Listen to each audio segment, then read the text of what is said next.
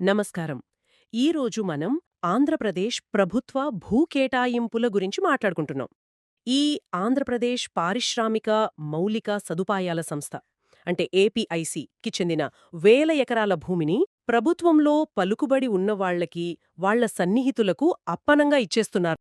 ఈ భూముల్ని ఎలా అంటే పప్పు బెల్లాలు, శనక్కాయల్లాగా పంచేస్తున్నారు. ఏపీఐఐసి అంటే ఆంధ్రప్రదేశ్ ఇండస్ట్రియల్ ఇన్ఫ్రాస్ట్రక్చర్ కార్పొరేషన్. దీని ముఖ్య ఉద్దేశ్యం పరిశ్రమలకు అవసరమైన భూమిని సిద్ధం చేయడం, అక్కడ రోడ్లు, నీళ్లు, కరెంట్ లాంటి మౌలిక సదుపాయాలు కల్పించడం. తద్వారా పెట్టుబడుల్ని ఆకర్షించి, ఉపాధి పెంచి రాష్ట్రానికి ఆదాయం సమకూర్చడం. ఇక్కడ ప్రభుత్వ భూముల ద్వారా కొందరు ప్రైవేట్ వ్యక్తులు, కొన్ని సంస్థలు లాభపడుతున్నాయి. కానీ ప్రభుత్వ ఖజానాకు మాత్రం నష్టం వస్తోంది. ముందుగా ఇఫ్కో కిసాన్ సెజ్. ఇది నెల్లూరు జిల్లాలో ఉంది.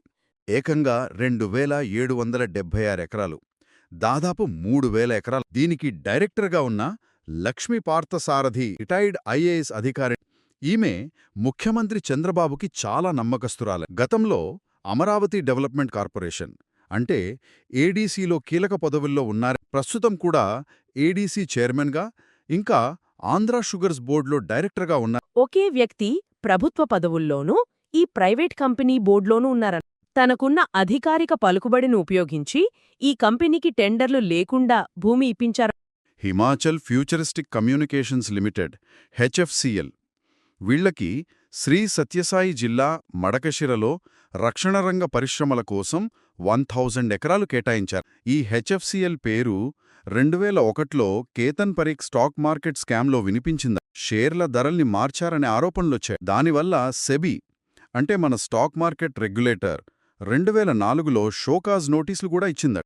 తర్వాత 2008లో ఓ 10 కోట్లు కట్టి సెటిల్ చేసుకున్నారు. ఇంత వివాదాస్పద గతం ఉన్న కంపెనీకి 1000 ఎకరాలు ఎలా కేటాయించారు? ఆగండి, ఇక్కడ ఇంకో ట్విస్ట్ ఉంది. మొదట ఈ భూమిని అంటే మడకశిరలో 671 ఎకరాలు media matrix world wide limited అనే కంపెనీకి ఇచ్చారు. ఈ ఏప్రిల్లోనే. కానీ కొన్ని నెలల్లోనే ఆ మీడియా మ్యాట్రిక్స్ కంపెనీ వచ్చి మాకు కొన్ని లీగల్ ప్రాబ్లమ్స్ ఉన్నాయి, కాబట్టి మా భూమిని హెచ్ఎఫ్సిఎల్కి బదలాయించండి అని అడిగింది. ప్రభుత్వం కూడా వెంటనే ఓకే చెప్పి హెచ్ఎఫ్సిఎల్కి ఆ భూమిని కేటాయిస్తూ ఆర్డర్స్ ఇచ్చేసింది.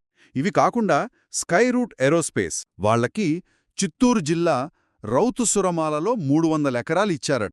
విశాఖ జిల్లా నక్కపన్ని దగ్గర బల్క్ డ్రగ్ పార్క్ పక్కన ఎంఎస్ఎంఈ పార్క్ అంటే చిన్న పరిశ్రమల పార్క్ డెవలప్ చేయడానికి 93 ఎకరాలు ఈ వరాహ ఆక్వా ఫార్మ్స్కి ఇచ్చారట. ఇది విశాఖకి చెందిన పాత ఆక్వా కంపెనీ. కానీ ఇప్పుడు కంపెనీల రిజిస్ట్రార్ ఆర్ఓసీ డేటా ప్రకారం ఇది స్ట్రైక్ ఆఫ్ లిస్ట్లో ఉందట. అంటే ఆ కంపెనీ కార్యకలాపాలు లేవు. అలాంటి కంపెనీకి ఎంఎస్ఎంఈ పార్కు కోసం 93 ఎకరాలు ఎలా ఇస్తారు? నమ్మశక్యంగా లేదే. మూతబడిన కంపెనీకి భూమి ఇవ్వడమా? అంతేకాదు, విశాఖలోని ఆక్వారంగ నిపుణులకు కూడా ఈ కంపెనీ పేరు పెద్దగా తెలియదు. దీని వెనుక ఏం జరిగిందో ఏమో. ఇంకా జయకుమార్ ఇన్ఫ్రా ప్రాజెక్ట్స్ అన్నారు. అది Mumbai company, real estate construction company. వాళ్లకు పెందుర్తి దగ్గర ఎంఎస్ఎంఈ పార్క్ కోసం 63 ఎకరాలిచ్చారు. అలాగే అలీప్ అధ్యక్షురాలు రమాదేవి గారికి మహిళా పారిశ్రామికవేత్త కోటాలో అనకాపల్లిలో 31 ఎకరాలు ఇప్పటికే ఉండగా, మళ్లీ కుప్పంలో 13 ఎకరాల పైగా కేటాయించారు. ఈ ఉదాహరణలన్నీ చూస్తుంటే పారదర్శకతెక్కడా? కంపెనీల బ్యాక్గ్రౌండ్ చెక్ చేశారా? అసలు ఈ కేటాయింపుల వెనుకున్న ప్రాతిపదికేంటి? టెండర్లెందుకు లేవు? ప్రభుత్వానికి దగ్గర వాళ్లకి, వివాదాస్పద కంపెనీలకి, చివరికి మూతబడిన కంపెనీలకు కూడా ఇంత సులభంగా భూములు ఎలా దక్కుతున్నాయి? అసలు లక్ష్యం పారిశ్రామిక అభివృద్ధేనా లేక ఇంకేదేనా? ఇవే కీలక ప్రశ్నలు. కేవలం భూములివ్వడమే కాదు, వీళ్లకి ప్రభుత్వం వైపు నుంచి బోలెడు ప్రోత్సాహకాలు కూడా ఉన్నాయి. ఎకరాకు 3 లక్షల నుంచి 5 లక్షల వరకు క్యాపిటల్ సబ్సిడీ ఇస్తారు. అంతేకాదు 100% నాలా పన్ను మినహాయింపు. అంటే వ్యవసాయ భూమిని పరిశ్రమ కోసం మార్చినప్పుడు కట్టాల్సిన పన్ను పూర్తిగా రద్దు.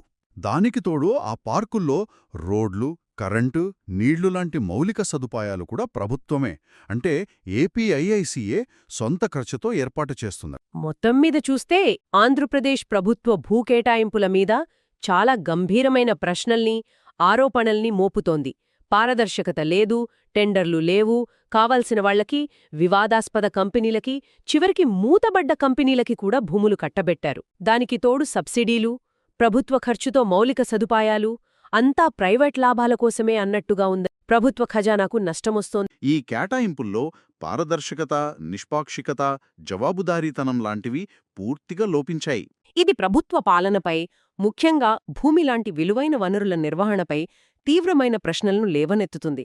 ఈ వనరుల్ని ఎంత జాగ్రత్తగా, పారదర్శకంగా, ప్రజలకు జవాబుదారీగా ఉండేలా కేటాయించాలో ఇది గుర్తుచేస్తోంది. ఇది కేవలం కొన్ని కంపెనీల విషయం కాదు, మొత్తం వ్యవస్థలోని లోపాలను సూచిస్తోంది.